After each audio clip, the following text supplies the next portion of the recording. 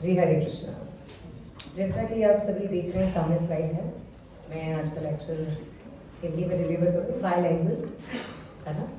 और if everyone have language problem तो please see slides. Topic है मेरा role of yoga therapy on slip disc. उसके ब्रैकेट में आप देख रहे हैं डिस्क बल्जिंग, है ना। वो हम बाद में बात करेंगे कि ब्रैकेट में डिस्क बल्जिंग क्यों लिखा था। एक चीज और है, पहली स्लाइड में देखें कि योग भी हो सकता था, योग थेरेपी क्यों हुआ।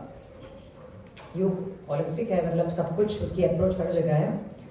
जब थेरेपी शब्द जुड़ता है इसका अर्थ होता है हमने इसको चिकित्सा पद्धति में ले लिया है अब, है ना। हम चिकित्सकीय लाभ पर बात करने जा रहे हैं और एक ग्रुप ऑफ मॉड्यूल योग का हम फॉलो करेंगे जिससे कि हम उस बीमारी को जिस पे हम चर्चा करने जा रहे हैं वो है स्लिप डिस्क। लेमन लैंग्वेज में से स्लिप डिस्क कहते हैं, वैसे मेडिकल टर्म्स में कहा जाता है डिस्क प्रोलैप्स या हार्निएशन ऑफ डिस्क बल्जिंग या इंट्रोवर्टिबल डिस्क प्रोलैप्स, इस तरह के मेडिकल टर्म्स यूज किए जाते हैं। पर जनरल लेमन लैंग्वेज में से स्लिप डिस्क कहा जाता है, जैसे सभी परिचित होते हैं। बैक पेन की स्थिति इसमें रहती है। ये जो समस्या है स्लिप डिस्क, ये जिस भाग से संबंधित है वो है आपकी स्पाइन, मेरुदंड। ये मेरुदंड से संबंधित रोग कह सकते हैं या एक समस्या कह सकते हैं। मुझे बस ये जानना है कि मेरे पास समय कितना है, क्योंकि मेरी स्लाइड है 80 से 100 के बीच में पूरा। अच्छा, नहीं मैं चाहती हूँ कि सारी चीजें बताई जाए, लेकिन अगर टाइम कम है तो जी जी। एनाटॉमी ऑफ स्पाइन आप देख रहे हैं, आप स्लाइड देखिए। ओह, ये स्लाइड चेंज की हुई है यहाँ से, मैं अपनी स्लाइड देखती हूँ। ऊपर यहाँ देखिए एनाटॉमी ऑफ स्पाइन, यानी स्पाइन की बनावट कैसी है ना। आप सामने से देख रहे हैं सीधी और लेटरल साइड से जब आप देखेंगे तो ये 4 भागों में डिवाइडेड, 4 नहीं 5 भागों में डिवाइडेड है। ये पहला भाग जो है वो सर्वाइकल स्पाइन कहलाता है। दूसरा भाग जो C7 कहलाता है, कि 7 वर्टिब्रल कॉलम से मिलकर बना है। दूसरा है थोरेसिक स्पाइन, T12 या डोर्सल एरिया भी इसे कहते हैं। इसमें 12 कशेरुकाएं, अंग्रेजी में वर्टिब्रा कहा जाता है, वर्टिब्रा। तीसरा भाग है लंबर, इसी की समस्या आएगी और पूरे वर्ल्ड में, पूरे विश्व में इसी पे ही आती है। नहीं, हमारी जो शरीर बना हुआ है उसमें लंबर में ही प्रॉब्लम है। स्लिप डिस्क भी 95% केसेस में लंबर में होता है। ये अभी मैं बताऊंगी कि क्यों ऐसा होता है। चौथा रीजन सेक्टर में फ्यूज वर्टिब्रल है, यहाँ ये मिल जाती है आपस में से। इसकी संख्या भी 5 पर इसे ऐसे गिनेंगे तो हड्डी के रूप में ये 1 मानी जाती है। सबसे नीचे है कॉक्सिक्स या कॉकिक्स कहा जाता है, ये टेलबोन का हिस्सा है। ये संख्या में 4 है, लेकिन फ्यूज्ड है तो इसे कितना कहा जाता है, 1। वैसे कितनी हो गई 33, नेक्स्ट स्लाइड प्लीज। और वैसे हो गई 26। अब हमने देखा कि 33 वर्टिब्रा जो डिवाइडेड थी, ये भी हमने देख लिया। इसमें क्या क्या इंक्लूड्स है, मतलब क्या क्या अंग बोल सकते हैं, किन किन भागों से मिलकर कर स्पाइन बना है। एक है इंटरवर्टिब्रल डिस्क्स, दूसरा है स्पाइनल नर्व्स, तीसरा है मसल्स एंड लिगामेंट्स। अब यदि हम देखें तो वर्टिब्रा का काम क्या है। स्क्वायर में अगर पिछले वापस स्लाइड को बैक कीजिए प्लीज। आप कोई बात नहीं, ये स्क्वायर दिख रहे हैं आपको, ये क्या है, स्पाइन की हड्डियां हैं। ये सॉफ्ट स्पंजी टिश्यू से बनी है। ये जो डिस्क है ये क्या है, वर्टिब्रल कॉलम, जिसकी संख्या है 43। ये C7, T12 है ना, 5, फिर 5 और ये 4 हो गई है ना। इनके कर्व्स भी हैं जो अगली स्लाइड में हम समझेंगे। ये जो वर्टिब्रल कॉलम, ये जो वर्टिब्रास है, ये हड्डियां हैं, ये क्या करती है, स्पाइन को एक आधार देती है, जो इसका नेचुरल कर्व है, जो काइफोटिक और लॉर्डोसिस है। हम कहते हैं ना प्राकृतिक वक्रता, वक्रासन सुना होगा हम सभी ने। वक्रासन मेनली मुझे लगता है, जो मेरी अपनी रिसर्च कहती है, वक्रता लाना, किसकी वक्रता ला रहे हैं यहाँ पर हम, स्पाइन। ये जो कर्व है ये सही कर्व में होना, इसका कर्वेचर सही होना चाहिए, पोस्चर को प्रॉपर करता है, इसलिए वहां वक्रासन शब्द जुड़ा। और वो वक्रासन है भी, उसको हम करके भी देखेंगे यहाँ पर। तो इसकी वक्रता, तो ये जो डिस्क है बीच की, इस कशेरुका, ये जो स्क्वायर में हड्डियां, इसके बीच में आती है डिस्क। और जो स्लिप डिस्क है वो उसी की समस्या पर हम बात करेंगे। ये डिस्क क्या करती है? ये जो स्क्वैड्स हैं ये क्या है? वर्टिब्रा। ये वर्टिब्रा क्या कर रही है? आधार है, flexibility, mobility, strengthen, movement, forward bend, इसमें हेल्प करेगा। लेकिन एक साथ जुड़ी हुई है, जोड़ेगा कौन? डिस्क। और डिस्क जो है वो क्या है? एक स्पेसिफिक, उसमें एक स्पेस है। जब वो बढ़ता है तो कहते हैं कि डिस्क में स्पेस बढ़ गया है या फिर कम हो। ये भी लेमन लैंग्वेज में कहा जाता है। मेडिकल टर्म्स में कुछ और ही भाषा है इसकी। डिस्क बल्जिंग है ना, मतलब डीजनरेशन ऑफ डिस्क, इस तरह की लैंग्वेज यूज की जाती है। तो ये जो बीच की डिस्क है ये किस टाइप की है? ये जेली जैसी है, सॉफ्ट है ना। और उसके नीचे उसका काम है मेनली कुशनिंग करना, यानी ये जो हड्डियां ये पास में ना आ जाए, अलाइन रहे, इसके लिए डिस्क उसके बीच में है, ताकि जब कोई शॉक झटका लगे, कोई जंपिंग हम करें, हम दौड़े, हम चले, हम झुके, तो उस स्थिति में क्या होता है? उसको मेंटेन करता है उस स्पेस को भी, और एक प्रकार से शॉक एब्जॉर्प्शन का काम करती है आपकी डिस्क। उसके बाद हम देखते हैं कि जो आपकी next slide muscles and ligament, ये जोड़ेगी और स्पाइन को क्या करेगी? अलाइन करने में हेल्प करेगी। आगे वाली स्लाइड पे आ जाए प्लीज जी। अब हम फिजियोलॉजी को सिर्फ पॉइंट को देखते हैं, बाकी लिखा हुआ है वहां पे। अगर हम फंक्शन ऑफ स्पाइन देखें तो क्या कर रहा है स्पाइन? पहला, सपोर्ट। अभी आप बिना टेके से बैठे हैं, किसके सपोर्ट से बैठे हैं?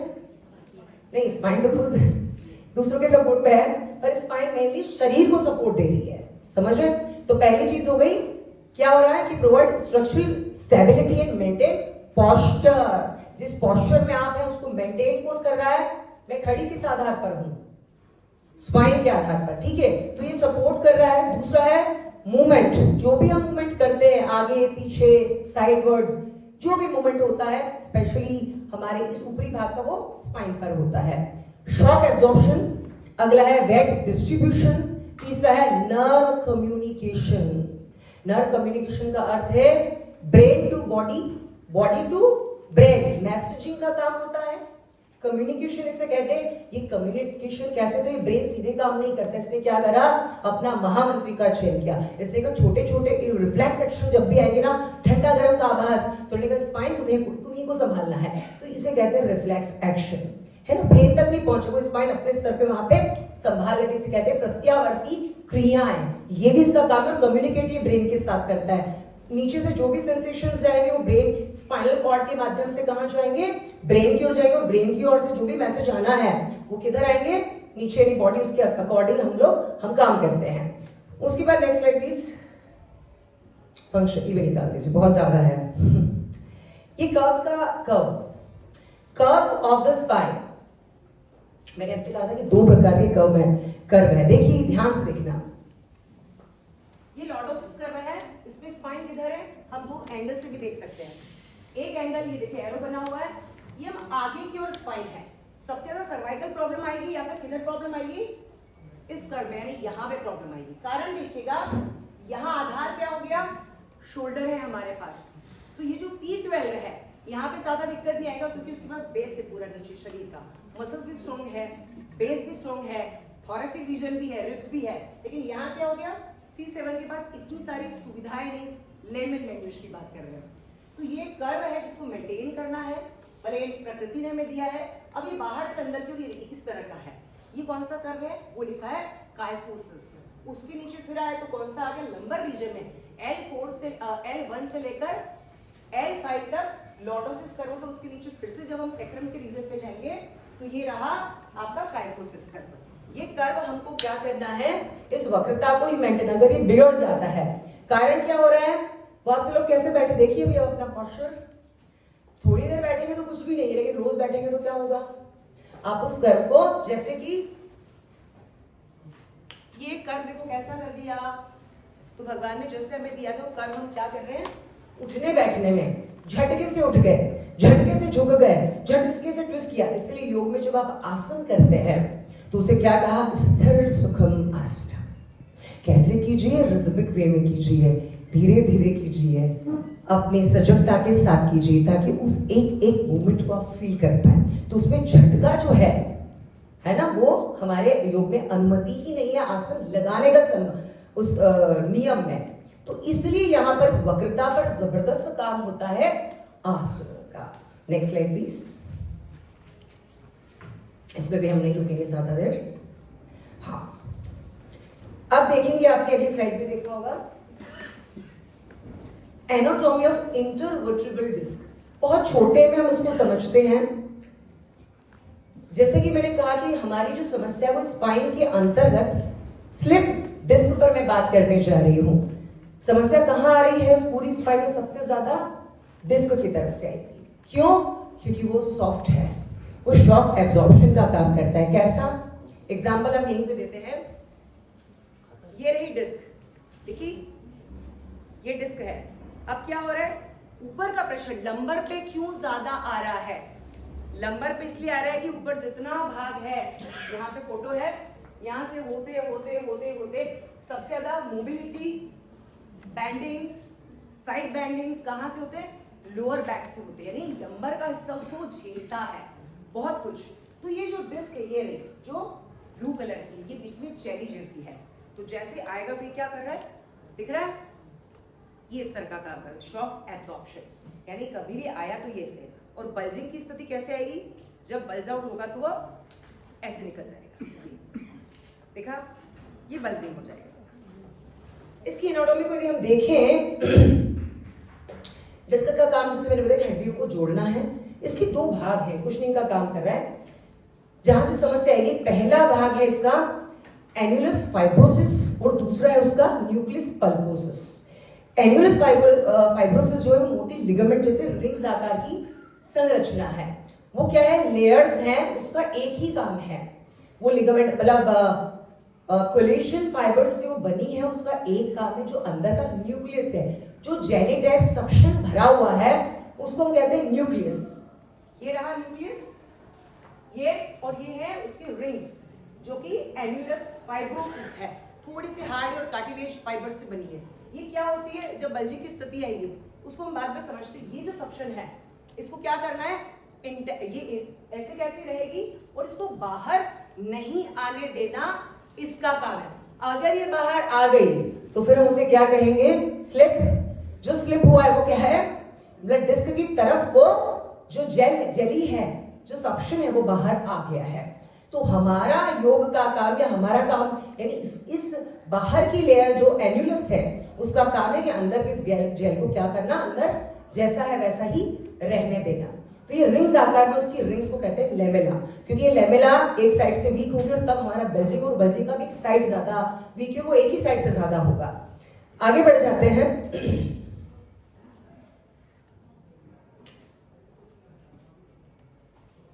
हाँ, ये हो गया है फंक्शन ऑफ इंट्रोवर्टिबल डिस्क। देख रहे हैं हम, सेम वही काम है जो स्पाइन का था। एक काम में थोड़ा सा अंतर है, मतलब काम तो स्पाइन का ही है, जो उसमें अंतर्गत है शॉक एब्जॉर्प्शन, हमने अभी समझा था। दूसरा है लोड डिस्ट्रीब्यूशन, तीसरा है फ्लेक्सिबिलिटी और मोबिलिटी। हाँ, अब ये मेन काम आप ध्यान दीजिएगा, स्पेसिंग बिटवीन वर्टिब्रा। मैंने आपको कहा था कि ये जो गैप था, कोई वर्टिब्रा नहीं है, वर्टिब्रा के बीच में एक गैप है। उस गैप को किसने मेंटेन कर रखा है? इस डिस्क ने। इतना गैप है, ये गैप मेंटेन नहीं हुआ तो क्या हो जाएगा? ये वर्टिब्रा दबेगी, कंप्रेशन आएगा, नर्व्स, क्योंकि जैसे ही बाहर होगी तो स्पाइनल कैनल के पास में क्या हो रहा है? फोरामेन से जो स्पाइनल नर्व्स निकल रही है, जो कम्युनिकेशन करेगी, वो दब जाती है। कैसे दबेगी? जब ये यहां से निकल रही है अगर कोई नर्व, अगर ये दबा तो क्या हो गया? उस नर्व पे भी बाहर की ओर दबाव आया, इसके पीछे की ओर वो दबाव आ जाता है, और उससे फिर हम कहते हैं कि पिंच नर्व, यानी बहुत ही बुरा वाला पेन, चुभने वाला दर्द, सेंसेशन, टिंगलिंग, है ना, ये सब समस्याएं तब उत्पन्न होती है। तो इसका यहाँ पर काम क्या है कि ये स्पेस मेंटेन, यानी स्पेस जो है वर्टिब्रा के बीच में वो मेंटेन करके रखे। अगर वो कम हो गया तो हम कहेंगे डिस्क में गैप कम हो गया, बढ़ गया तो कहेंगे स्पेस बढ़ गया है। फिर है स्पाइन की स्टेबिलिटी को बनाए रखना। Next slide please.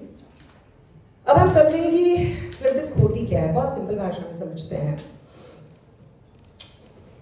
ये इसके स्टेजेस हैं इस डायग्राम में। देखिए स्लिप डिस्क में सिंपल भाषा में बात करते हैं। जो डिस्क है ना वो किसी झटके के कारण, किसी जर्क के कारण, किसी भारी वजन को अचानक उठाने के कारण, किसी एक्सीडेंटल चोट के कारण क्या हो गई है, प्रोट्रूड हो गई है। न्यूक्लियस क्या हो गया है, बाहर की ओर आ गया। न्यूक्लियस यानी वो जेल जो डिस्क के अंदर है ना, वो है एन्यूलस के अंदर जो था, वो क्या हो रहा है, बल्ज आउट हो गया है थोड़ा सा। अगर वो थोड़ा हुआ तो उसकी स्टेजेस पे हम समझते हैं। नेक्स्ट डायग्राम की तरफ चलिए। देखिए इसकी 3 स्टेजेस को ही हम देखते हैं यहाँ पे। डीजनरेटेड डिस्क है, बल्जिंग डिस्क और हार्नेटेड डिस्क है। थोड़ा थोड़ा अंतर को समझ लेते हैं। ये देखिए दिखा, यहाँ क्या हो रहा है, कट फट गई। इसका कारण है कि जो न्यूक्लियस है वो 85% लगभग 85% पानी जैसा है।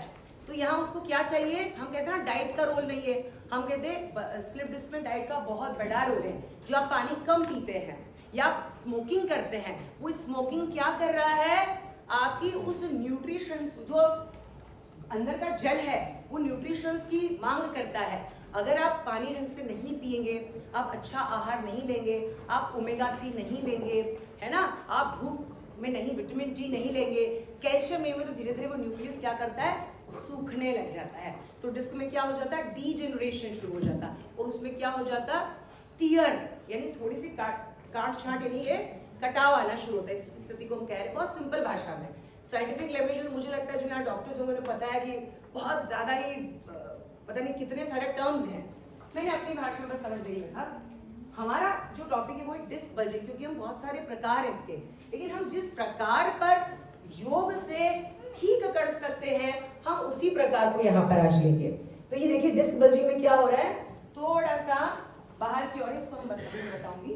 और तीसरी स्थिति बल्ज आउट, हार्निएशन, यानी जो न्यूक्लियस था वो पूरा एन्यूलस को, उसकी रिंग्स को, उसकी लेमेला को तोड़ते हुए कहाँ आ गया है, पूरा बाहर आ गया। यहाँ से फोरामेन से क्या निकल रही, नर्व, वो नर्व क्या कर दे, नर्व को क्या कर देगा, कंप्रेस कर देगा, वहां पर मसल टेंशन भी शुरू हो जाएगा। ठीक है, आगे बढ़ते हैं प्लीज। इसके मुख्य कारण क्या है देखेंगे आप। Ageing and degeneration of spinal disc, sudden injury or trauma of the spine, repetitive heavy lifting, improper lifting techniques, poor posture, obesity. Obesity क्यों? क्योंकि वेट किस पर जाएगा, L1 से लेकर के S1 वर्टिब्रल कॉलम पे, उससे वो भी प्रोलॉन्ग सिटिंग, यानी लंबी समय तक आप बैठते हैं, वो भी या तो झुककर या फिर बहुत सीधा होकर, ये कारण। फिर है स्मोकिंग, सडन ट्विस्टिंग। आगे बढ़ते हैं प्लीज।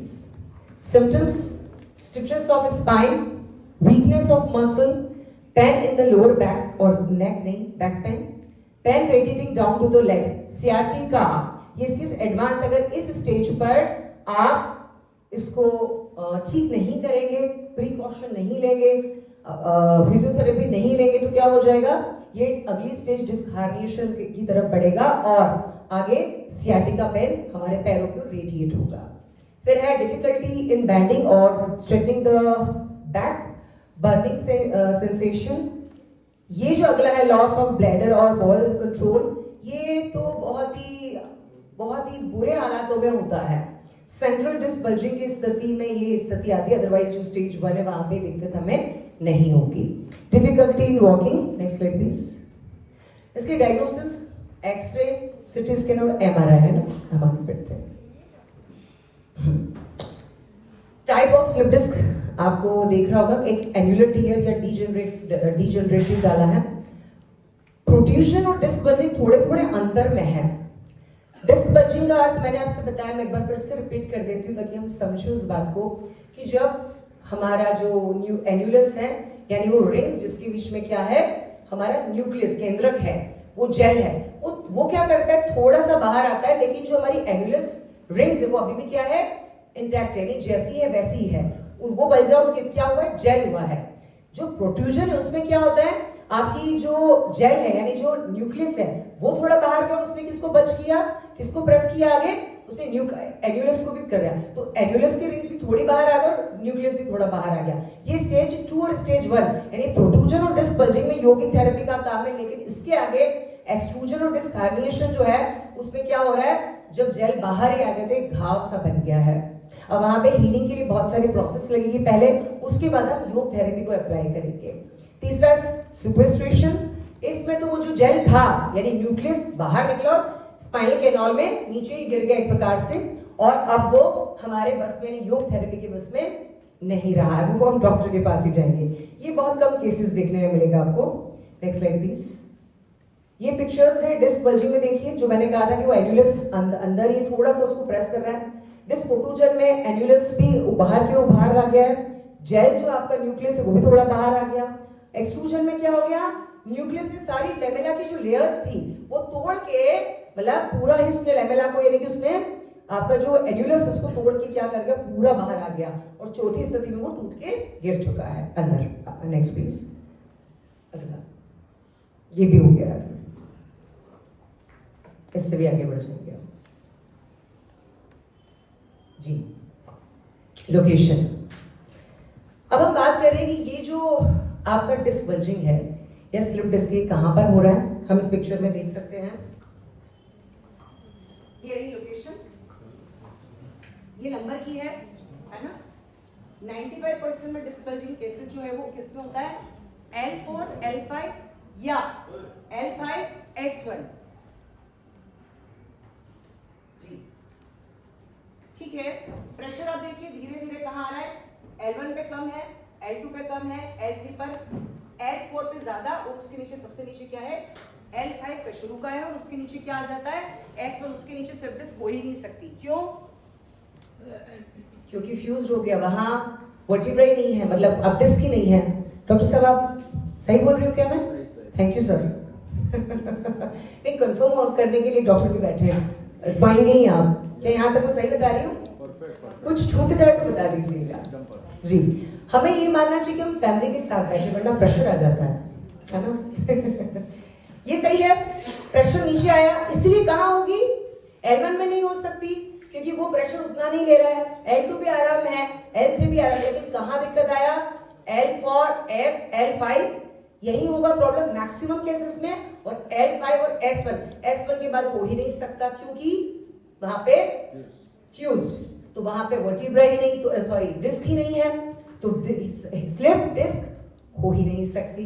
तो जब सोचे तो ये भी ध्यान रखने वाली बात है कि मैक्सिमम बात, क्योंकि सबसे ज्यादा घूमना उसी पे कर रहे हैं, क्योंकि नीचे का हिस्सा है ना वही ज्यादा मोबाइल यानी हम घूम रहे हैं, उसी में आगे पीछे जा रहे हैं, उसी में झटका जंप कर रहे हैं, स्क्वाट्स लगा रहे हैं, डेडलिफ्ट्स कर रहे हैं, साइकिलिंग कर रहे हैं, पुशअप्स लगा रहे हैं, सब वहीं पर जोर पड़ रहा है। नेक्स्ट प्लीज, ये आप देख सकते हैं। और डिस्क बल्जिंग में क्या हुआ कि थोड़ा सा आगे बढ़ गए तो पीछे नाव दिख रही है, आप देखिए पेज नाव, इसने क्या किया है, ये पीछे गई, यहाँ ये आराम से जा रही थी, देखिए ये आराम से घूम रही है ना, ट्रांसफर हो गई। अब यहाँ क्या, जैसे ये बल्ज हुआ, ये हिस्सा बाहर निकला, बल्ज यानी बाहर क्यों रहा है, तो इसने क्या कर दिया, ये जो नर्व आराम से अपना काम कर रही थी, स्पाइनल नर्व, सियाटिक नर्व, तो क्या हो गया, इसकी बाहर गई और इसने इसको क्या कर दिया, प्रेस कर दिया, इसे कहते हैं कंप्रेस कर दिया। तो अब वो क्या हो गया, रेडिश हो गया, यानी उसमें तकलीफ। अब आपको पहले तो बेरेबल दर्द था कि जब वजन नहीं आया, जब बल्जिंग की स्थिति या स्लिप डिस्क शुरू होता है ना, तो थोड़ा आप आराम करते होंगे, जिनको भी कमर दर्द रहा होगा वो थोड़ा आराम करके कहते हाँ आप मुझे अच्छा लग रहा है, क्यों, क्योंकि स्टेज शुरुआती स्टेज थी, आप थोड़ा आराम, क्योंकि आराम क्यों चाहिए, उस स्थिति में नर्व कंप्रेशन उतना नहीं होता, तो अब थोड़ा आराम करते। लेकिन जैसे जैसे ये क्रोनिक होता जाता है वैसे वैसे क्या हो रहा है, स्टेज बढ़ रही है, कंटिन्यू चल रहा है। अब ये धीरे धीरे किधर जाएगा, एक्सट्रूजन की तरफ जा रहा है, यानी ये हार्निएशन की तरफ जा रहा है, ये बाहर निकलने की तैयारी कर रहा है। अगर इसका मैनेजमेंट इस स्टेज पर नहीं किया गया तो अब हम मैनेजमेंट की तरफ भी बढ़ेंगे। हाँ, हम लोकेशन को देखते हैं। सेंट्रल जोन, मेरी सेंट्रल आवाज आ रही है, आवाज आ रही है सभी को? ये कौन सा सेल है, सेंट्रल। ये बल्जिंग भी कितनी, अभी देखिए आपने स्लिप डिस्क के 4 प्रकार देखे, उस 4 प्रकार में भी हमने एक प्रकार लिया डिस्क बल्जिंग, ठीक है। इस डिस्क बल्जिंग की भी लोकेशन है, हुआ कहाँ है, जहां हुआ हम उसी की थेरेपी, वही आसन हम वही आसन करवाएंगे। यानी ये आपको क्लियरिटी, उसकी एनाटॉमी, उसकी फिजियोलॉजी, उसकी पैथोलॉजी आपको बहुत ज्यादा अच्छे से पता होनी चाहिए। जब पता होगा कि किस साइड से हुआ है, उसी एक साइड का आसन होगा। मैं अभी एग्जांपल में आपको प्रूफ कर दूंगी कि ऐसा मैंने क्यों कहा था और मैं क्यों 100% डिस्क बल्जिंग को ठीक कर सकती हूँ। सेंट्रल है, ये सबसे कम केसेस में, डॉक्टर साहब सही, ये कम आता है। मुझे लगता है ये जो सब आर्टिकुलर जोन है, पोस्टरोलैटरल डिस्क बल्जिंग सबसे ज्यादा केसेस आएंगे, उसका कारण है।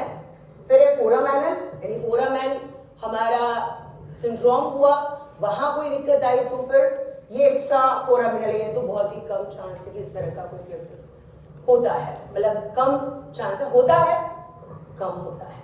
अब पोस्टरोलैटरल मतलब पोस्टेरोलैटरल क्यों हो रहा है, ये देखिए, इस इमेज को ध्यान से देखिए, क्योंकि अभी हम थेरेपी अप्लाई करने वाले हैं, इधर से हम बहुत ऊपर बढ़ जाएंगे। ठीक है, नेक्स्ट प्लीज। लोकेशन इसको भी कर दीजिए, मैं बता चुकी हूँ। नेक्स्ट, ये भी हो चुका है, ये भी यहाँ, वेट, पीछे पीछे पीछे। पोस्टरोलैटरल क्यों हो रहा है, वैसे थोड़ा सा कठिन हो रहा है ये मेडिकल साइंस वाले स्टूडेंट्स के लिए था हमारा सेट। लेमेला आपने, मैंने कहा था ना कि जो लेयर्स है, जो रिंग्स हैं, उस रिंग्स के अंदर इंटैक्ट है हमारा क्या, मतलब ये जब तक इंटैक्ट है तब तक न्यूक्लियस अंदर है। ये लेमेला ना पोस्टीरियर साइड, यानी जो उसका साइड्स है ना, वो उतना प्रॉपर उसकी रिंग्स बनी नहीं होती है, पहला कारण। दूसरा, लॉन्गिट्यूडिनल जो लिगामेंट्स होते हैं वो उस जगह के साइड्स के, है ना, वीक होते हैं। एम आई राइट सर? और तीसरी चीज, यहाँ के टिश्यू भी वीक होते हैं। इन तीन कारणों के कारण डिस्क जब बल्ज होगी, बल्ज आउट होगी, तो किधर होगी, जो हिस्सा कमजोर होगा वही तो कटेगा या फटेगा। तो पोस्टरोलैटरल ये है कि वहां की लेमेला जो लेयर्स है वो उतनी प्रॉपर बनी नहीं होती, जो छल्ले हैं वो उतना कवर करके नहीं रखते। तो इसको क्या होता है कि जब अवसर मिलता है इस बलून को नीचे जाने का, तो किधर से निकलता है, ये साइड से ऐसे निकलता है, ये ऐसे निकलेगा, यही बल्जिंग है, ये ऐसे, बस ये बल्ज आउट हो गई है। तो ये बल्जिंग किधर हो जाएगी, या तो राइट साइड या फिर लेफ्ट साइड। अब जिस साइड ये बल्ज आउट हुई उसी साइड में पैर की तरफ, बटक्स की तरफ, हिप एरिया में क्या होगा, रेडिएट होके हमें पेन महसूस होता है। यानी एक साइड क्यों आ रहा है, क्योंकि आपका पोस्टरोलैटरल डिस्क बल्जिंग हुआ है, और जिस साइड हुआ उस साइड के पैर में आपको झुनझुनाहट या जो भी उसके सिम्टम्स है वो देखने को मिलते हैं, विशेषतः दर्द के साथ में। Next slide please.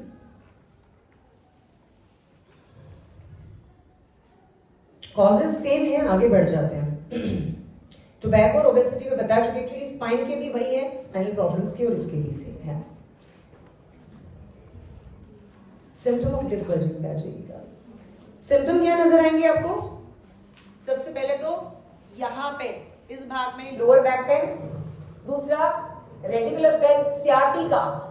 अब सियाटिका क्या है, या साइटिका, मैंने कहा था ना, नर्व अगर जब तक कंप्रेस नहीं हुई, नर्व जब तक दबी नहीं, तब तक क्या है, कमर के ऊपर के भाग में दर्द, और आपके लिए मैनेजेबल है दर्द। लेकिन जैसे नर्व कंप्रेस हुई वैसे क्या हो जाएगा, हम इसकी शिकायत करेंगे, पैर डॉक्टर साहब या मैडम या सर, मेरे ना इधर इस एरिया में दुखता है, नीचे आ रहा है, फिर और आगे बढ़ा तो किधर चला गया, काफ की तरफ, और नीचे गया तो और नीचे, तो फिर सुन्नपन महसूस है। ये एडवांस बता रहे हैं। धीरे धीरे ऐसा, तो क्योंकि हम जनरली क्या करते हैं, इससे ठीक है, कमर दर्द है, काम कर रहे हैं, हम उसको शुरुआत में ही मैनेजमेंट में नहीं लगते हैं।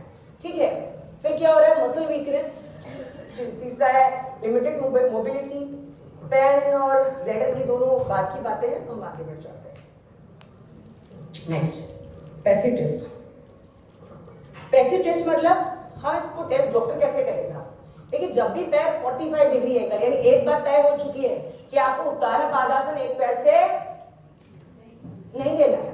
क्यों, क्योंकि जैसे पैर आपका सीधा है और आप पैर को इस प्रकार सीधा करेंगे तो ये बटक का एरिया है, और अगर यहाँ पर नर्व कंप्रेस हो रही है तो क्या हो जाएगा, पैर उठाते ही आपको पेन रेडिएट होगा, चुभने वाला पेन। तो किसी को चेक करना है कि कहीं डिस्क बल्जिंग की स्टेज आगे तो नहीं बढ़ गई है, नर्व कंप्रेस तो नहीं हो रही, तो उसे क्या करिए, आप हाथ से पकड़ के 45 डिग्री पर होल्ड कीजिए, तो वो वहां से आपको शिकायत करेंगे, बताएंगे, कंप्लेंट करेंगे कि मुझे ना बटक की तरफ भी दर्द आ रहा है।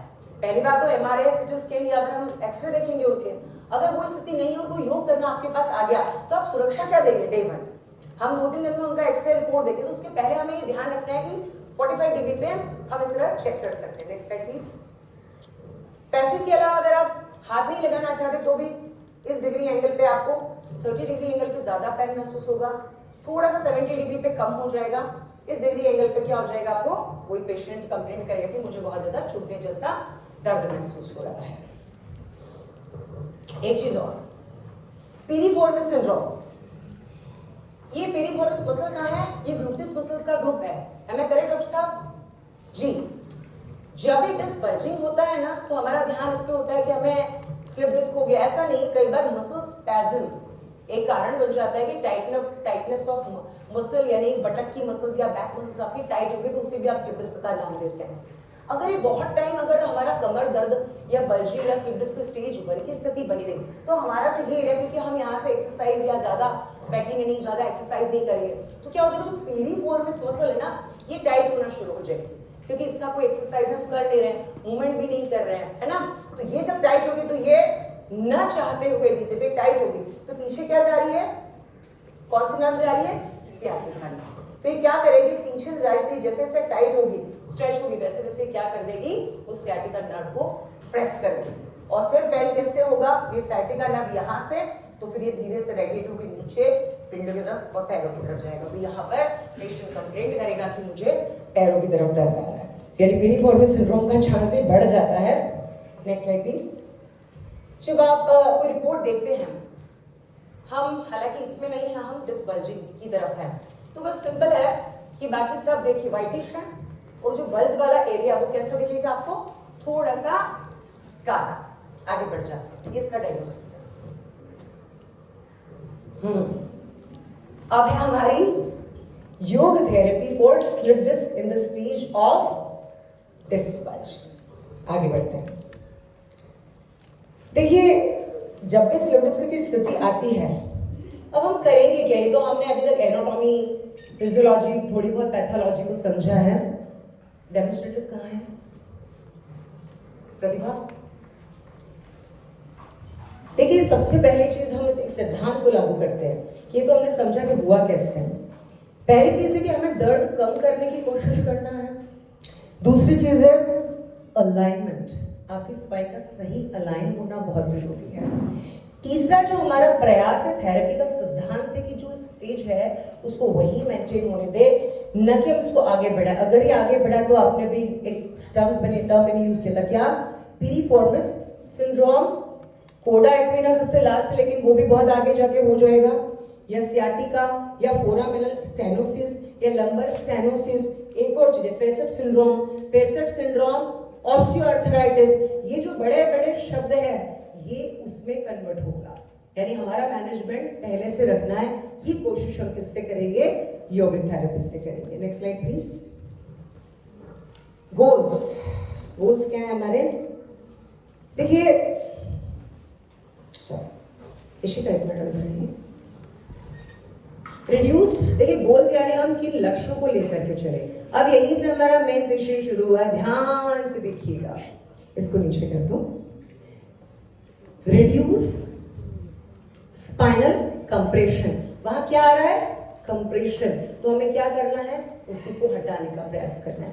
एंड रिलीव नर्व प्रेशर, ये दो चीजों पे काम गोल है हमारे। दूसरा है enhance blood circulation to promote healing. जो घाव यानी कि जो आपका बल्ज आउट एरिया, उसको क्या करना? हील करना। उसके लिए किसकी जरूरत है? ब्लड की सप्लाई की, ब्लड के सर्कुलेशन की। तीसरी चीज है कोर और बैक मसल्स जो आपकी हैं, उनको आप यदि स्ट्रेंथन करेंगे तो काफी वेट किस पे शिफ्ट हो जाता है? मसल्स काफी सारा वेट उठाती है, तो वो हमारी जो वीक हो गई है मसल्स, कोर और बैक, तो बैक और कोर मसल्स को हमें योग थेरेपी के द्वारा क्या करना है? स्ट्रेंथनिंग देना है। तीसरी चीज है improve flexibility and mobility of the spine, फिर एक correct posture and spinal alignment, eliminate muscle spasm, और लास्ट में है yoga therapy enhance spinal alignment and neural relaxation which help relieve symptoms and promote disc health। आगे बढ़ते हैं हम। Precautions, आप पीछे देखिएगा, यहाँ किसी काम का नहीं, आपकी प्रिकॉशंस पीछे हैं। क्या अवॉइड करेंगे? देखिए योग, एक मिनट वेट, आप मत करिएगा, सभी ध्यान से सुनिएगा। हमें कहा जाएगा, जो कि मैं कहूंगी कि आपको क्या करना चाहिए, साइड बैंडिंग करनी चाहिए, आपको फॉरवर्ड बैंड अवॉइड करना चाहिए, हम उसका कारण जानेंगे अभी। मैं कहूंगी कि आपको बैक बैंडिंग करनी चाहिए, पर कैसे करनी चाहिए? हमें सबसे पहले जो अवॉइड करना है कमर दर्द में। क्यों? क्योंकि फॉरवर्ड बैंडिंग की स्थिति में जो आपका नर्व कंप्रेशन है वो ज्यादा आ सकता है। जब आप झुकते हैं तो स्पाइन में क्या हो सकता है, जो आपका गैपिंग स्पेसिफिक वो बढ़ा देगा, प्लस जो बल्ज आउट एरिया उसे क्या मिल जाएगा, ऐसे धक्का, आप आगे झुके और वो इधर ही थी निकली हुई, तो क्या हो जाएगा, ज्यादा झुक गए तो पूरा बाहर हो जाएगा। तो फॉरवर्ड बैंडिंग डॉक्टर साहब मना ही करते कि भाई सबसे पहला क्या काम ना करो, आगे ना झुको।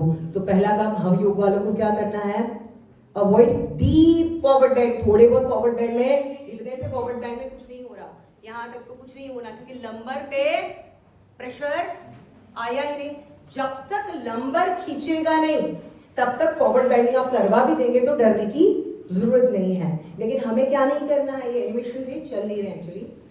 ये रहा फॉरवर्ड बैंडिंग जो उन्होंने गलत तरीके से लगाया हुआ, झटके से प्रतिभा एक बार फिर से खड़े होकर बताना प्लीज बेटा, जैसे बैट बोला और ये जाओ, तो आपको ये नहीं करना है। दूसरा क्या है, ये जो साइड बैंडिंग की ओवर है, हमें अवॉइड करनी ओवर साइड बैंडिंग, क्योंकि ऑलरेडी आपका स्पाइन वीक, यानी कि कहीं ना कहीं उसकी कार्यशैली कम हुई है, उसकी मसल वीक है, मसल स्पैज्म है, तो आपको इस तरह से बहुत ज्यादा नीचे ले जा करके साइड बैंडिंग नहीं करना चाहिए। इंटेंस बैकवर्ड बैंडिंग, चक्रासन, धनुरासन, पूर्ण सर्पासन, ऐसे एडवांस पोस्चर कहा जाता है। बैक बैंडिंग अच्छी है लेकिन उसका एक पर्टिकुलर एंगल है। पूरी फॉरवर्ड बैंडिंग में तो पूरा स्पाइन आपका ऐसे यू शेप में आ गया, ये भी आपका नेचुरली जो कर्वेचर था वो तो वैसा नहीं था, तो आपने उस पर भी क्या कर दिया है, प्रेशर बढ़ा दिया है। तो अगर आप फॉरवर्ड बैंड करते तो आपको झटके से और बहुत ज्यादा पीछे नहीं जाना चाहिए। नेक्स्ट है स्लाइड, नेक्स्ट स्लाइड इशिका, ये पिक्चर्स आप देख सकते हैं। आप देखेंगे साइड स्ट्रेट जो आपका पीलीफॉर्मिस एरिया है, ग्लूटिस, वो खिंच रहा है बहुत ज्यादा, काफ ज्यादा खिंच रही, जो कि रेडिएट होकर पैन नीचे आ रहा है ना, ये अवॉइड करेंगे।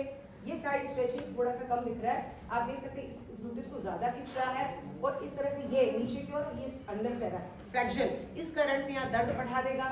वॉरियर पोज जब आप देखेंगे तो ये प्रेशर यूं जा रहा है और यूं इधर से आ रहा है, ये प्रेशर अच्छा नहीं होता स्लिप डिस्क में। टाइप ऑफ कि कौन सी बैंडिंग्स, कौन से आसन क्यों अवॉइड करना है, आप देखिए स्पाइन का एरिया ये ऊपर से ऐसे चला गया, फिर आगे जब झुकेंगे तो पूरा खींच जाएगा, जो कि स्लिप डिस्क या सर्वाइकल स्पॉन्डिलाइटिस में आपको हमेशा स्पाइन का कोई प्रॉब्लम आ गया है, गर्दन दर्द या कमर दर्द, तो आपको अवॉइड कर देना चाहिए। ये देखिए फॉरवर्ड बैंड दिखा होगा आपको, ये यहाँ से खींचा और ये यहाँ से खींचा, ये नीचे की तरफ खींचा हुआ है, ये बहुत ज्यादा खराब है। यानी पादहस्तासन और पश्चिमोत्तानासन आपको पूरी तरह से वर्जित रहेगा। ये हो गई हमारी बैंडिंग में पैर आप स्प्लिट करके भी जब आगे झुकते हैं, ये भी आपको नहीं करनी चाहिए। अब हमारे प्रोसेस है योगा करने में हम क्या लेंगे, कुछ तो लेना है, शुरू कैसे करेंगे।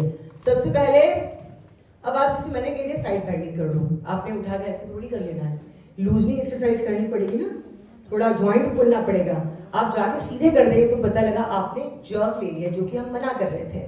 तो माइक्रो मूवमेंट्स यानी कि लूजनिंग एक्सरसाइजेस आप लेंगे, सूक्ष्म व्यायाम जिसे हम योगिक भाषा में कहते हैं। उसके बाद कुछ आसन्स जो कि अब हम बताने जा रहे हैं, फिर है प्राणायाम जो कि आपके सेंट्रल नर्वस सिस्टम के लिए, ऑटोनॉमिक नर्वस सिस्टम के लिए बहुत ज्यादा जरूरी, उसकी हेल्थ को इनहैंस करेंगे। फिर है मेडिटेशन, फिर है कंट्रोल ब्रीदिंग टेक्निक्स और फिर है योग निद्रा। चलिए अब हम आगे बढ़ जाते हैं, कुछ आसन्स को हम देख लेते हैं। जी आप देख रहे होंगे कि सबसे पहले, अच्छा ठीक है,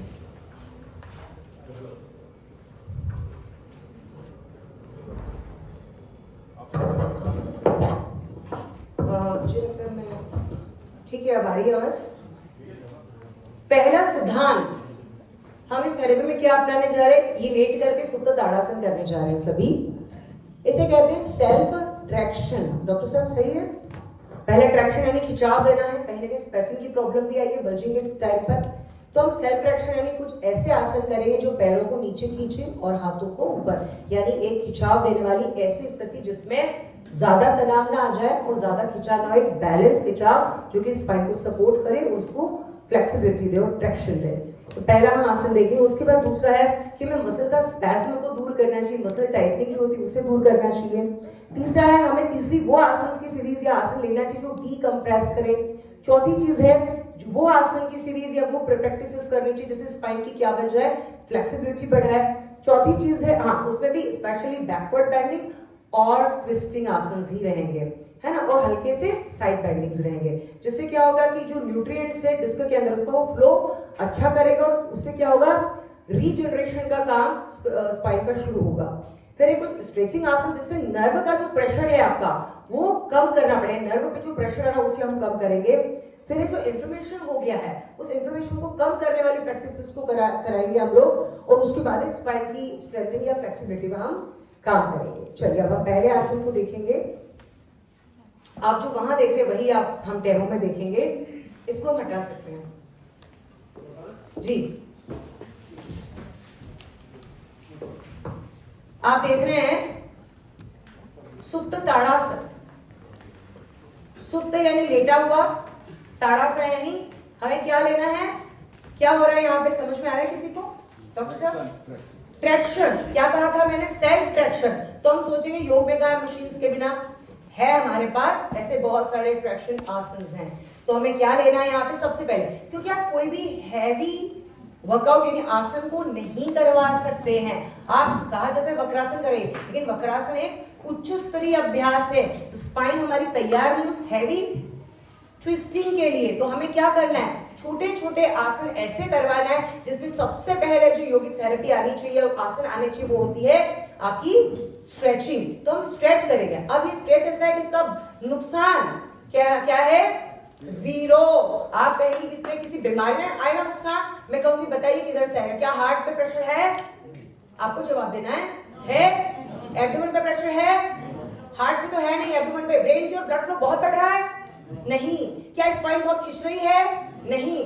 हाँ फायदा है किसमें, पूरे शरीर में। पूरे शरीर की जो मोटी मसल्स हैं लगभग वो सारी मांसपेशियां क्या हो रही है, इन्वॉल्व हो रही। तो यार दो बड़े काम जो सिद्धांत मैंने बताए थे, एक स्पाइन का ट्रैक्शन, दूसरा डीकंप्रेस करना और तीसरा स्ट्रेचिंग करना जिससे आपके शरीर का स्पैज्म, मसल स्पैज्म खत्म करना है। ये चारों गोल इसी पहले आसन से शुरू होते हैं। अगर इसके पहले आप माइक्रो मूवमेंट्स यानी कोई लूजनिंग आसन नहीं भी करते हैं, मान लीजिए है ना, आसन ज्वाइंट खोलने वाले, अगर नहीं भी करते हैं तो भी हम इस आसन से अपनी थेरेपी की क्या कर सकते हैं, शुरुआत कर सकते हैं। तो नुकसान हुआ जीरो और बेनिफिट हमारे प्रैक्टिस में डिस्क बल्जिंग में ये बहुत जबरदस्त। स्लिप डिस्क में किसी भी टाइप की स्लिप डिस्क में इस प्रैक्टिस को किया जा सकता है। क्लियर हुआ? मैं एक्सप्लेन करती हूँ। पैर की अंगुलियां नीचे, ये देखिए पूरा क्वाड्स इन्वॉल्व है। घुटने नीचे क्या है, प्रेस है। तो घुटने नीचे प्रेस है तो सिनोवियल फ्लूइड भी अच्छा रहेगा। दूसरा क्या हो रहा, एब्डोमेन मसल्स भी स्ट्रेच हो रही है। हाथ आगे से खींचा, देखिए बाइसेप ट्राइसेप से खींचा तो यहाँ सर्वाइकल को भी फायदा हो गया बीच में। और नीचे से क्या हो गया, स्पाइन का पूरा भाग हाथों के कारण ऊपर से और पैरों को नीचे करने के कारण दोनों साइड से क्या हो गया है, खींचा गया है। तो हमारा पहला आसन क्या हुआ, सुप्त ताड़ासन। नेक्स्ट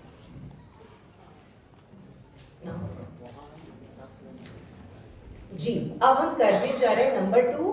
स्लाइड में दिख रहा है कौन सा आसन है, क्या नाम लिखा है, मेरुदंडासन है। अब हम ये क्यों कर रहे हैं, क्योंकि मुझे थेरेपी में आपको बताना पड़ेगा कि मैं यही क्यों करवा रही हूँ।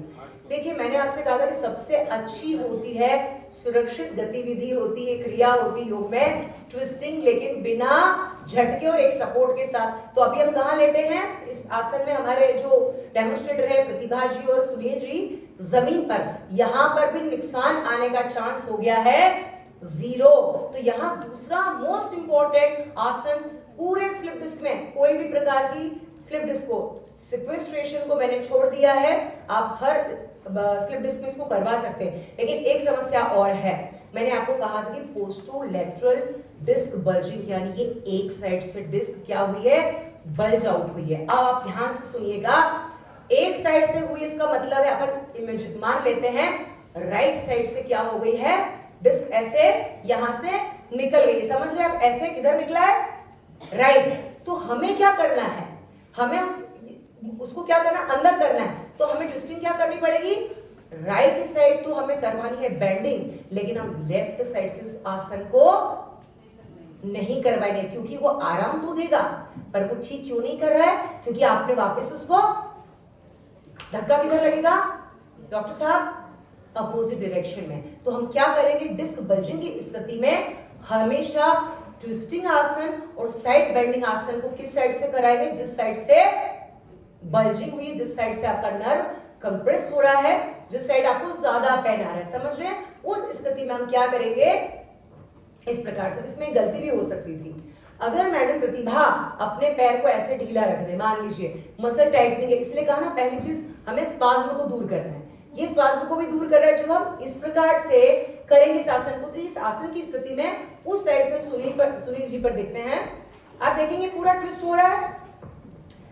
अगर ये पैर पूरा ट्विस्ट ना हो, सुनील जी आपने तो बहुत सारे कपड़े पहन लिए, हमें तो हटवाने थे आपके वस्त्र, ये आप दिख रहा है स्पाइन, देखा ये क्या हो रहा है, पूरा जो स्पाइन का हिस्सा लंबर रीजन ये पूरा स्ट्रेच, तो यहाँ पे ग्लूटिस क्या हो गई है, गुड अच्छे संदर्भ में स्ट्रेच हो गई है, ब्लड फ्लो भी अच्छा होगा, स्पैज्म भी दूर होगा, नर्व कंप्रेशन भी दूर हो जाएगा, और साथ में क्या हो जाएगा, स्पाइन की प्राकृतिक वक्रता बनेगी, और जो बल्जिंग मान लीजिए इधर है यहाँ है, तो क्या हो रहा है, जैसे ही ट्विस्ट करेगा तो ये हिस्सा ट्विस्ट होने के कारण क्या हो जाएगा, अंदर हो जाएगा।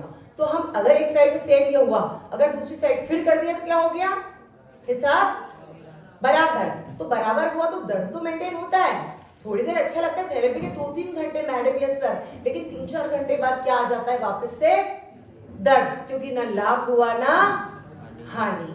तो हमें क्या करना है, एक साइड से करना है इसे, जब भी हम इस तरह का ट्विस्टिंग करते हैं कुछ दिनों तक, जब ये स्थिति नॉर्मल होने लग जाती है तो आप क्या करेंगे, उसके बाद आप दोनों साइड से मेरुदंडासन की जो तीसरी अवस्था है इसे आप मेंटेन करवाएंगे, कितनी सेकंड से, 10 सेकंड से लेकर 30 सेकंड तक। अगर आप रिपीटेशन लेते हैं तो 3 से 7 बार या 8 बार ले सकते हैं, इससे ज्यादा रिपीटेशन कभी भी थेरेपी में अनुमति नहीं होती। तो 2 से 3 रिपीटेशन अगर 2 साइड से कराएं तो शुरुआत में सिर्फ आप होल्डिंग पर ध्यान देंगे, जब इसको मोबिलिटी बढ़ानी है तो थोड़ा सा गतिशीलता के लिए आप 4 से 5 बार इसको रिपीट करेंगे। नेक्स्ट आसन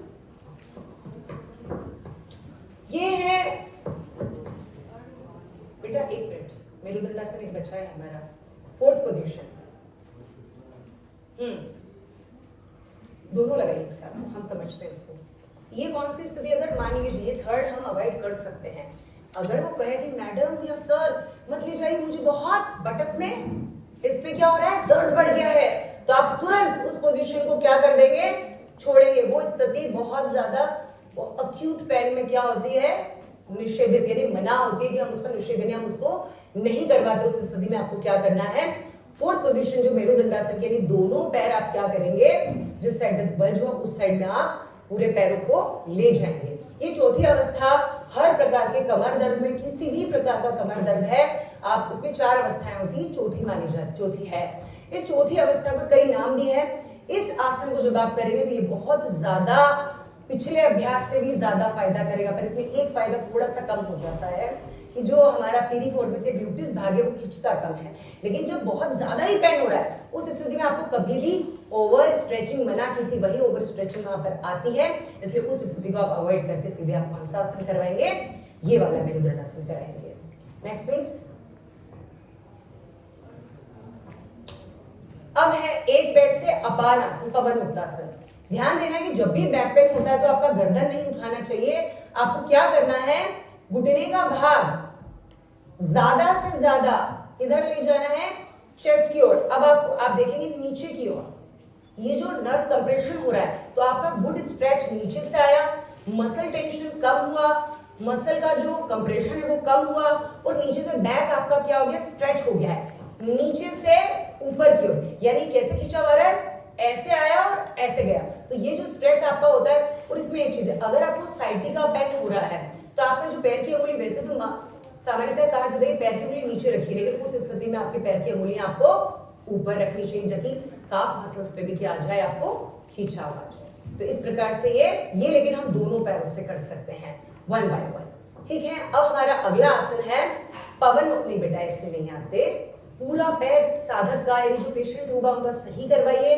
थोड़ा सा रिलैक्सेशन दीजिए, उसके बाद आप अगला प्रैक्टिस कराएंगे। ये नहीं कि बैक टू बैक करवा रहे हैं, है ना, इस तरह से रिलैक्सेशन दिया जाता है, ये हल्का सा, है ना। और फिर अगला प्रैक्टिस करेंगे हम पवन मुक्त। पवन मुक्तासन में भी आप पैर को उठाएंगे नहीं बेटा, लगाएंगे। आपको लगवाना कैसे, ऐसे आप जो सामान्य पवन मुक्तासन में क्या होता है, उठा के लाते हैं। इसमें तरीका क्या होगा, पैरों को जमीन पर रगड़ते हुए हम धीरे धीरे लाएंगे और फिर धीरे से पैर को ऐसे उठाने को कहेंगे। और अगर आपको पैसिव एक्सरसाइज करने बहुत ज्यादा एक्यूट पैर है तो उस स्थिति में जो थेरेपिस्ट यानी योगा टीचर होता है उसका तरीका कुछ ऐसा होगा। हमें बैठना है पीछे इस प्रकार, हमारे घुटने भी कुछ ऐसे होंगे, हमें यहां से घुटने पकड़ के ऐसे प्रेस करना है। ये स्थिति पूरा नीचे से खिंचाव डालेंगे, क्योंकि जिस पैन की स्थिति में व्यक्ति होता है ना वो उतना प्रेशर लेगा ही नहीं, क्योंकि जैसे वो घुटना चेस्ट की ओर जरा वैसे क्या हो रहा, खिंचाव बढ़ गया, तो वही एक रेंज में जाके क्या करता है, पेशेंट रोक देता है। तो हमें क्या करना है, उसकी रेंज बढ़, लेकिन हल्का सा, ऐसे नहीं करना है, हमें उनका चेहरा देखना है और धीरे धीरे ग्रेजुअली ऐसे। आप कंफर्टेबल है मैम, ठीक है, इतना ठीक है प्रेशर, ये करके हमें करवाना है। और साइटिका यदि पेन आपको उनको रेडिएट के काफ्स में अगर टिंगलिंग महसूस होता है, नमनेस फील होती है, तो आपकी जो पैर की उंगली वो कैसे करवा देनी है, अंदर की ओर करवा देनी है। ये हो गया हमारा अगला सबसे सुरक्षित आसन जो मना है ही नहीं। अगला कंधरासन या फिर सेतु बंधासन।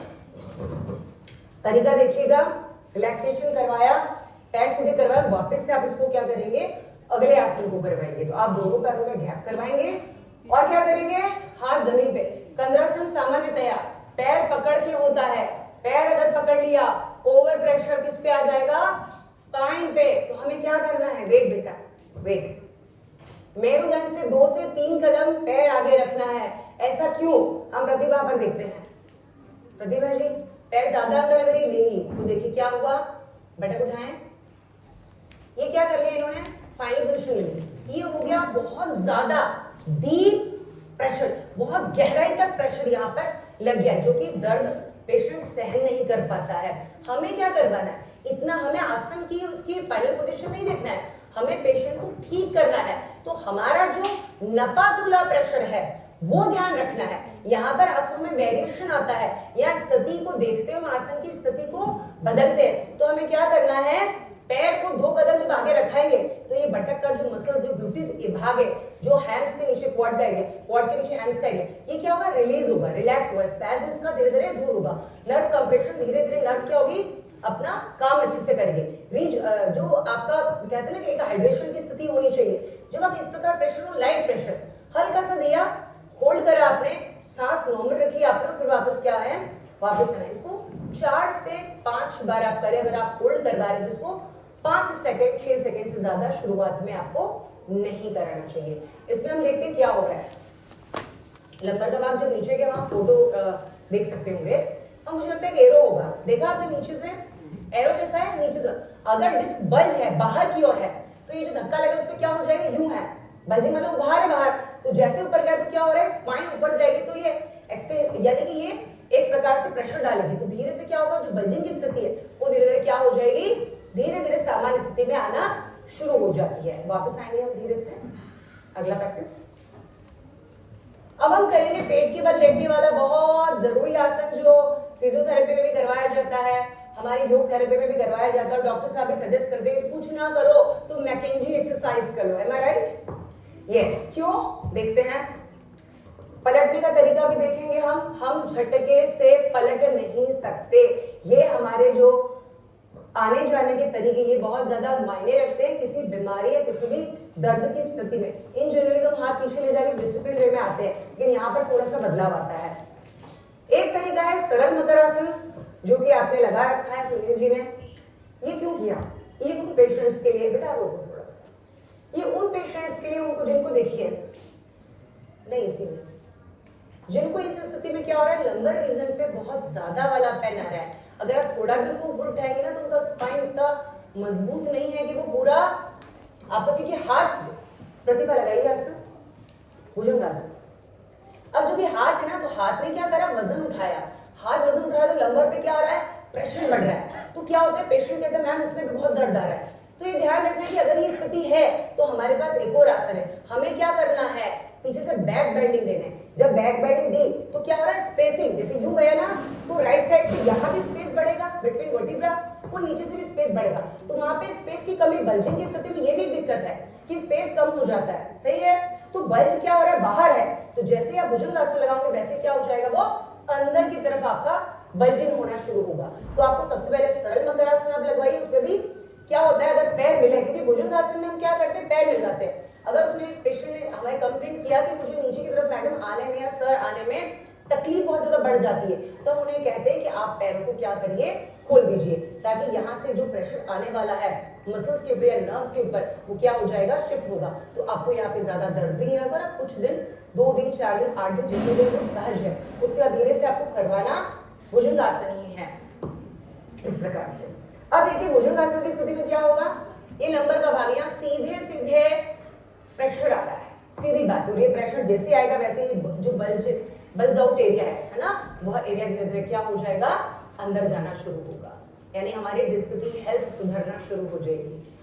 अब एक और चीज है, बहुत से लोग स्लिप डिस्क में या उसमें एक और आसन करवा देते हैं, कौन सा, जैसे पूर्ण भुजंगासन कहें या पूर्ण सर्पासन, ये बहुत एक्सेस है, बहुत ज्यादा है, क्योंकि लंबर पे प्रेशर नहीं है इस पे। अगर आप इनसे पूछेंगे तो बोलेंगे कि मैडम मुझे प्रेशर कहाँ है, सुनील जी आपको, ये जो भाग है नीचे का टेलबोन का एरिया, ये जो पहन था, मतलब सॉरी प्रेशर था, कहाँ शिफ्ट हो गया, नीचे की ओर। तो इनको जो सारा बेनिफिट है वो टेलबोन यानी सेक्रम एरिया पे ज्यादा मिल जाएगा, टेलबोन पे मिल जाएगा, फ्लेक्सिबिलिटी बढ़ाएगा। पर इसमें एक दिक्कत है ना, ओवर है, ज्यादा है, यहाँ बहुत ज्यादा स्पेसिफिक, उसने क्या कर दिया, वर्टिब्रा को पास में ला दिया है। और चूंकि हम क्या है, स्लिप यानी बैक पेन है, तो मैंने आपसे कहा था कि ओवर प्रेशर भी यहाँ पे अनुमति नहीं। आपने 4 आसन अच्छे कराए और अगला आसन इस तरह का करा दिया, एक गलती कर दी तो कंप्लेंट करेगा कि हाँ ठीक लग रहा है पर पूरा अच्छा नहीं लग रहा, क्योंकि आपने बहुत ज्यादा दबाव वर्टिब्रल कॉलम पे इस भुजंगासन पूर्ण सर्पासन की स्थिति में डलवा दिया था। आगे बढ़ते हैं, नेक्स्ट प्लीज।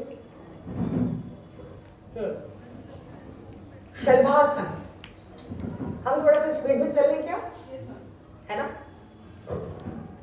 दोनों पैर से लगवाना अच्छी बात है, पर साइडिका बैन है तो थोड़ा संभल के, उसमें पैसिव एक्सरसाइज देनी है, ना कि एक्टिव, यानी अकेले नहीं करेंगे। आपको क्या करना है, पैर को ऐसे पकड़ लेना हल्का सा, 10 to 20 डिग्री पर्याप्त है।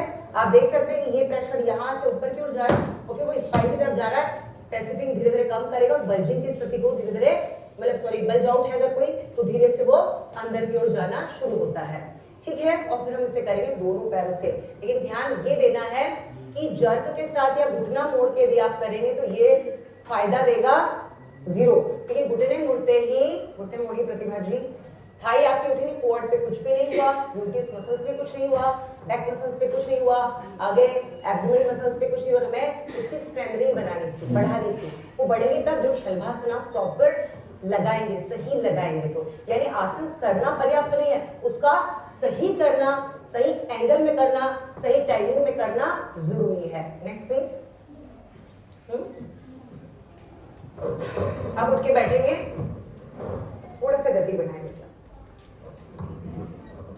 आप सामने की ओर से कर लीजिए प्रतिभा, बहुत सिंपल प्रैक्टिस है, कुछ नहीं होता हमसे तो हम क्या कर लेंगे, दंडासन, बहुत सारे नाम है अलग अलग पुस्तकों में, बिल्कुल सीधे, ये एक ही काम ज्यादा अच्छा करता है, पॉस्चर, पुअर पॉस्चर, यानी आप बहुत लंबा ऐसे झुक नहीं करना अगर आपको सिंपल, क्योंकि जो कारण है ना उसी पे कार्य करना पड़ेगा। अगर आप झुकते हैं बहुत ज्यादा तो आपका डिस्क बल्जिंग का कारण या फिर स्लिप डिस्क का कारण मिलता है। ये क्या कर रहा है, आप इस पॉस्चर को करेक्ट कर रहा है, इसका सबसे बड़ा काम ही है ये। आप दोनों हाथों पे हल्का सा वजन डालिए और अपने स्पाइन को स्ट्रेट करें। अगला प्लीज।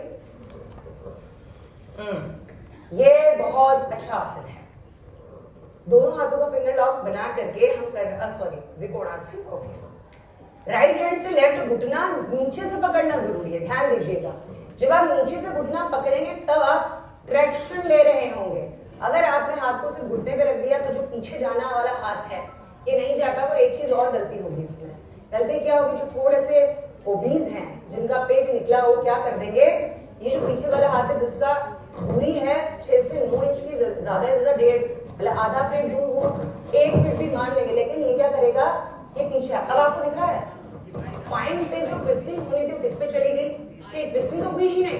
बाय द वे क्या हो गया, जो प्रेशर था ये किस पे चला गया, पूरा हाथ पर चला गया। तो बेनिफिट किस पे आना था हमें, स्पाइन पे। तो स्पाइन तो यहाँ पे ट्विस्ट हो ही नहीं रही, उसने डेमोन्स्ट्रेट कर दिया। आप देखें तो उनकी स्पाइन कितनी ट्विस्ट हो रही है, आप देखिए पूरी ट्विस्ट हो रही है। यानी एक चीज ध्यान रखिए कि आसन गलत नहीं होना चाहिए। आपको क्या करना है, आपका हाथ जितना संभव हो पीछे ले जाए, लेकिन ज्यादा नहीं, एक लिमिट है। और क्या करना है, उसे एक ही साइड से करना है कुछ दिनों तक। जब धीरे से उनका दर्द कम हो जाए, उसकी फ्रिक्वेंसी कम हो जाए, तो आप फिर दोनों साइड से इसको 10-10 सेकेंड 2 बार में से करवाइए।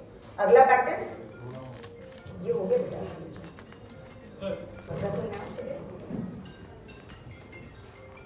फोन हम करेंगे वक्रासन और सरल वक्रासन। हम साथ साथ देखते चलते हैं, ठीक है।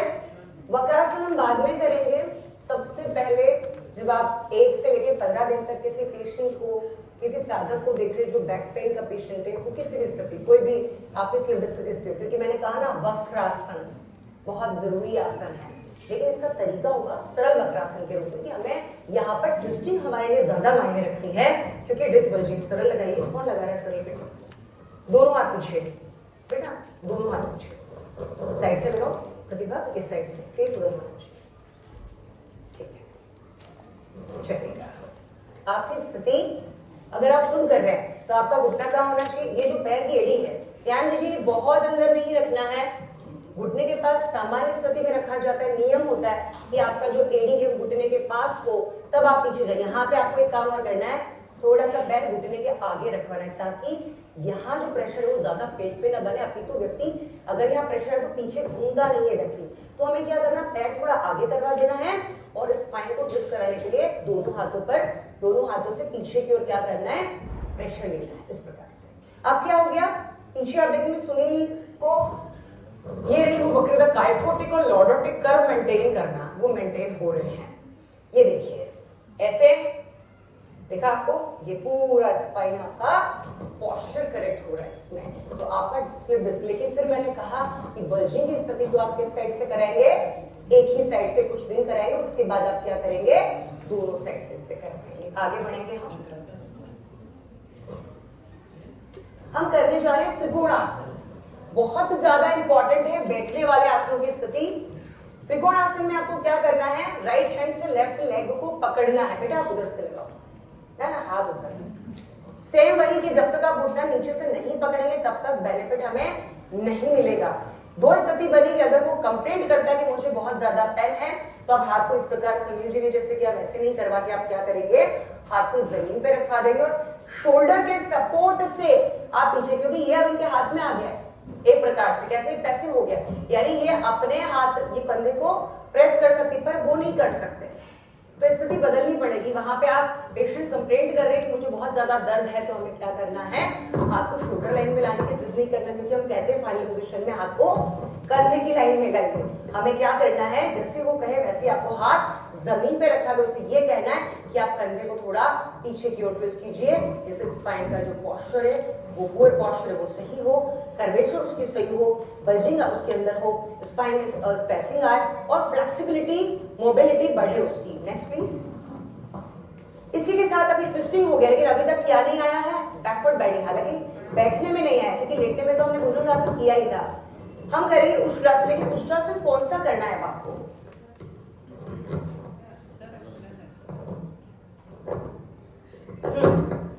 अब उष्ट्रासन में हम जाएंगे पीछे की ओर, बस सेम वही गैप को मेंटेन करेगा। बैक बेंडिंग है, abdomen muscles, hamstring muscles, quads, सारी मसल्स यहाँ पे इंगेज होंगी, इन्वॉल्व होंगी, स्पेशली चेस्ट मसल्स हार्ट के लिए भी बहुत अच्छा है, बैक मसल्स भी कॉन्ट्रैक्ट हो रहा है, यहाँ मसल्स के लिए बहुत अच्छा है, और चूंकि बैक को एक अच्छा प्रेशर मिला है तो ये हमारे बल्जिंग की स्थिति को दूर करेगा। नेक्स्ट शशकासन, अब स्पीड में। अब हम, मुझे लगता है स्लाइड पे देख लें, टाइम हो रहा है, ठीक है। फॉरवर्ड बेंडिंग, इस पे एक ही काम सबसे अच्छा होगा कि ये स्ट्रेचिंग आसन है, जब आपको स्ट्रेस फील होता है तो आपको आगे हल्का सा झुकाना चाहिए, लेकिन घुटने को जमीन पे रखवा देना है। Next please. Cat and cow नहीं, एक कैमल, जो ये मार्जरी आसन का जो ऊपर वाला है, ये जो है ये कैट पोज है, ये काइफोटिक, ये जो ऊपर का कर्व उसको तो अच्छा करेगा, पर हमें काम किस पे करना है? लंबर पे। तो हमें कौन सा पोस्चर लेना है यहाँ पे? Cat pose. तो 2 से 3 बार हम थोड़ा सा ऊपर करके केट पोज को रिपीटेशन लेंगे 4 से 5 बार। Next please. ये मना है जब आपको साइड सियाटिका का पेन हो, लोअर बैक पेन हो, या आपको बहुत ज्यादा घुटने की तरफ नीचे की तरफ दर्द हो, तो मना करेंगे, क्योंकि ये गलत लगाते हैं अक्सर लोग। इसमें क्या होता है, सिर अंदर जाता है, यूं जर्क लेते हैं, समझे आप? उसमें कहा जाता है टॉप ऑफ द हेड जमीन पे रखिए, तो ये आसन हम अवॉइड कर देंगे। अगला लास्ट है साइड बेंडिंग चक्रासन। ये देखेंगे आप, साइड से हमारी स्पाइन स्ट्रेच हो रही है और एक साइड से क्या हो रही है? दब रही है। तो साइड बेंडिंग। फिर हम लेंगे कटी चक्रासन, स्पाइनल ट्विस्टिंग है, जो एक साइड से हम शुरुआत में करेंगे, उसके बाद हम दोनों साइड से करेंगे। नेक्स्ट है और लास्ट है द्विभुज कटी चक्रासन। दोनों साइड की ट्विस्टिंग है, ट्विस्टिंग हमेशा स्पाइन में अमृत होती है। और लास्ट एक फ्रैक्शन बचा है हमारा ताड़ासन। हम करेंगे अर्ध चक्रासन, बैक बेंडिंग में चुकी, और ताड़ासन के लास्ट। पहला आसन भी हमने शुद्ध ताड़ासन लिया था, लास्ट में हमें खत्म किससे करना है? स्ट्रेचिंग से, यानी हम क्या कर रहे हैं? उसे ट्रैक्शन दे रहे हैं, ठीक। और हल्का सा आप कमर पे हाथ रख के हील्स अप एंड डाउन करेंगे और रिलैक्सेशन करवा करके आप एक बार उल्टा लेटेंगे तकिए पर, बस जल्दी से लेटेंगे। ये तकिया इसलिए रखना है कि अगर वो सब कर लिया और आपने सेक नहीं किया, तो आपको बेनिफिट बहुत थोड़ा सा ऐसा है कि जो रिलैक्सेशन वो कम मिलेगा। तो इस प्रकार से सोने की स्थिति जब भी आप सोते हैं, तो पैरों के बीच में इस प्रकार तकिया रखना है, घुटनों के बीच में हल्का सा पैर को मोड़ लेना है। दूसरा, जब आप सेक करते हैं तो सेक ऐसे उल्टे करके नहीं लेटना और खुद नहीं करना है। अभी तो जहाँ पे लंबर के भाग पर पेट के निचले हिस्से में आप तकिया रखिएगा। अक्यूट पैर है तो ठंडा सेक, और लंबा क्रॉनिक है और स्टिफनेस के तो आपको गर्म सेक करना चाहिए। सभी को प्रणाम। हरे कृष्ण।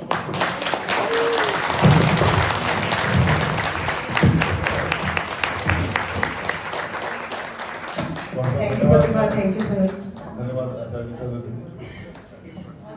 मैं रिक्वेस्ट करूंगा आचार्य स्वामी सुनील जी से, आचार्य गंगाराम जी से और नागाराम जी से, डॉक्टर संजय मिश्रा जी से कि मिश्रा जोशी को अपने हाथ से 1 मिनट को प्रदान करेंगे, और शिव मिश्रा जी कहीं तो एक बार मंच पे आएंगे।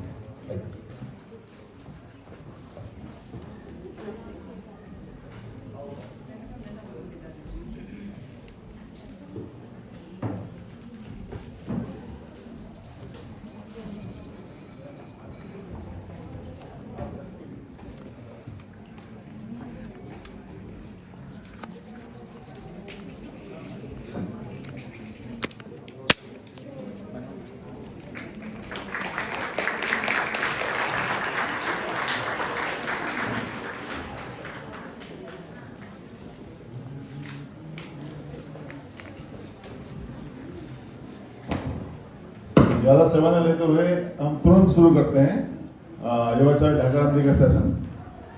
तो माइक कॉलर में देना, कॉलर में ही लेना।